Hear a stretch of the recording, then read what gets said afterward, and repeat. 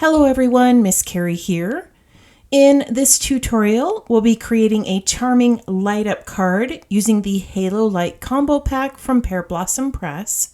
The card design will be a simple winter scene created with the A2 full panel tree frame die and floral accents created with the garden flower die set from Trinity Stamps. I've gone ahead and cut out the pieces needed for this card. From white glitter paper, I cut an intricate tree frame.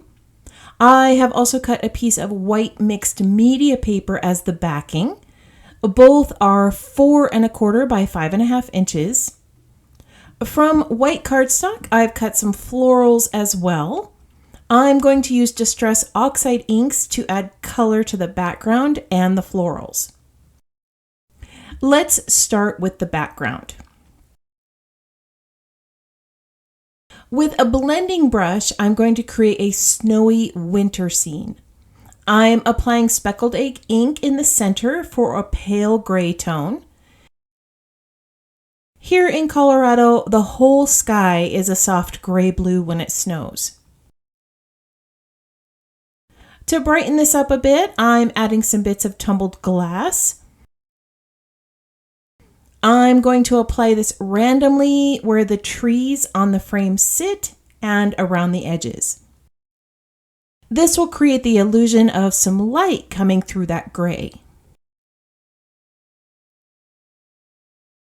This is a little darker than I like, so I'm going to bring back that speckled egg color and blend these together.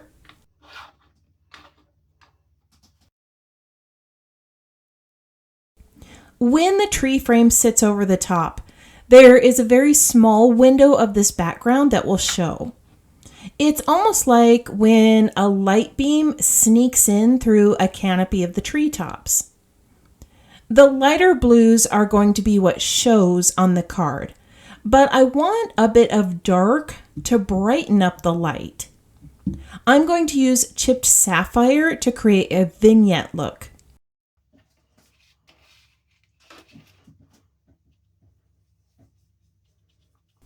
I'll blend this around the edges, lightening my hand as I go towards the center.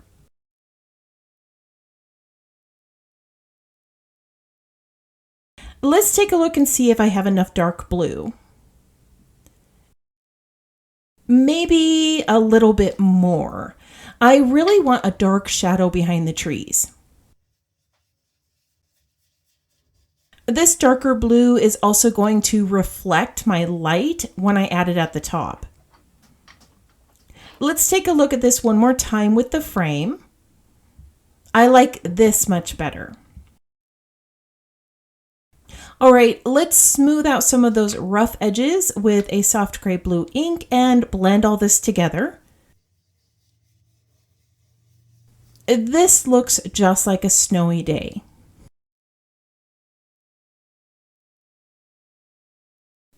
I want to create some snowflakes in the background.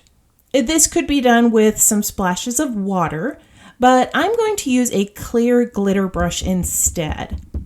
I'm going to add some liquid to the tip of my brush and lightly tap the clear glitter over the background to add some sparkle. If you wanted to, you could turn this into a shaker card and add some little clay snowflakes or sequins to the card. I'm going to set this aside to dry for a moment and bring in that flower.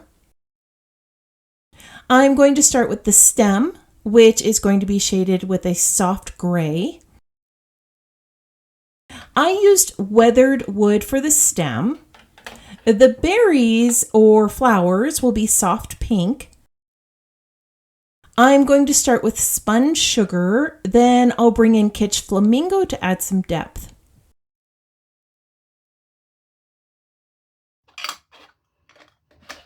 As I finish these up, I would love it if you took a moment to tap that subscribe button. Your support helps make more videos like this and share card making how-tos with creators like you. All right, now that our flower is full of color, we're going to bring in a little bit more glitter.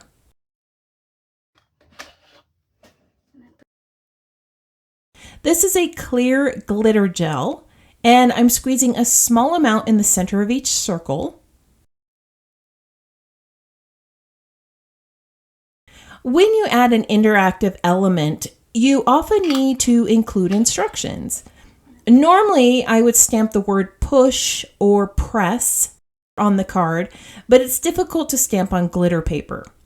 Instead, I've cut out a little tab and I'm stamping the word press on the front. I'll place this near the light button so that people know to press it.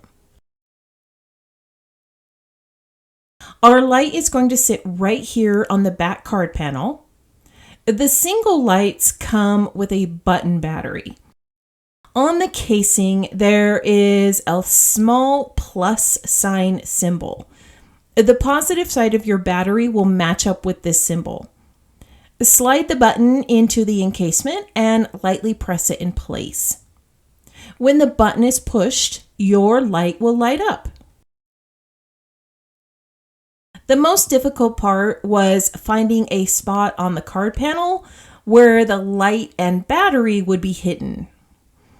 Up here is the largest part, but our battery is still going to stick out of the top.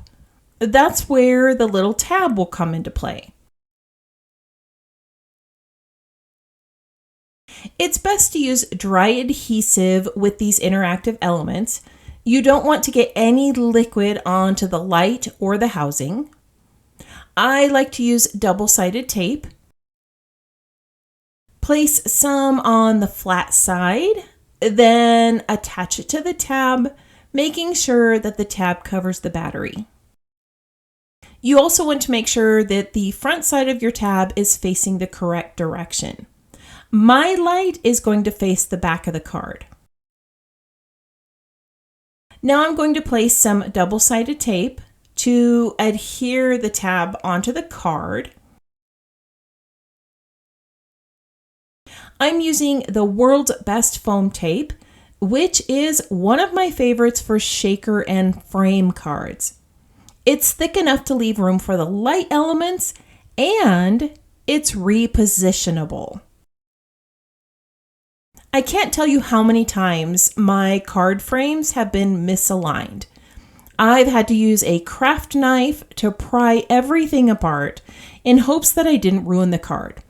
9 times out of 10, that card ended up in the trash. With this foam tape, you can easily remove your card panel if you don't place it on straight. It's repositionable for about 30 minutes. After that, it's permanently adhered, so you don't have to worry about your card falling apart.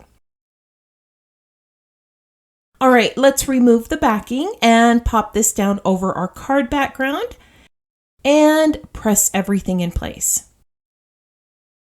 Let's press on the light. Isn't that fun? Last but not least is our little flower. I'm going to quickly adhere my flowers or berries in place.